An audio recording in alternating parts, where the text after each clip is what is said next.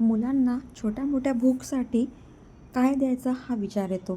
ते हेल्दी पण राहिलं पाहिजे आणि त्याला आवडलंसुद्धा पाहिजे. तर असंच मी आज केलेलं आहे मखाना. तर आपण पाहूया कसं करायचं ते.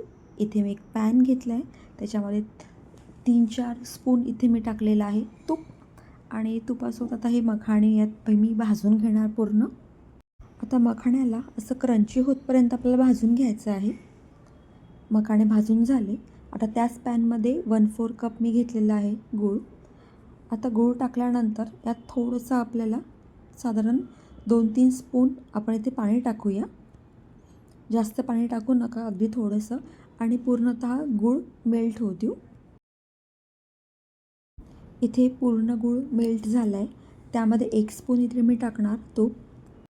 असे बबल्स आले म्हणजे कळतं की आपला जो पाक आहे तो रेडी झालेला आहे. आता यात आपण आपले मखाने ॲड करून घेऊया. आणि मखाने तेव्हापर्यंत आपण एकत्र करू जेव्हापर्यंत हे पूर्ण व्यवस्थित मखाण्याला गूळ लागत नाही तेव्हापर्यंत.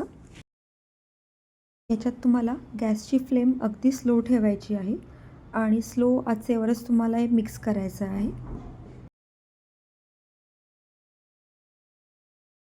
इथे साधारण 1 चमचा मी टाकत आहे तीळ. तीळसुद्धा शरीरासाठी खूप फायदेशीर आहे, त्यामुळे तुम्ही थोडी तीळसुद्धा टाका. याला परत आपण एकत्र करून घेऊया. आता आपला मखाना स्नॅक्स रेडी आहे.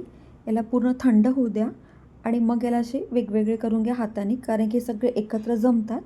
त्यामुळे तुम्ही असे हाताने सुटसुटीत करू शकता.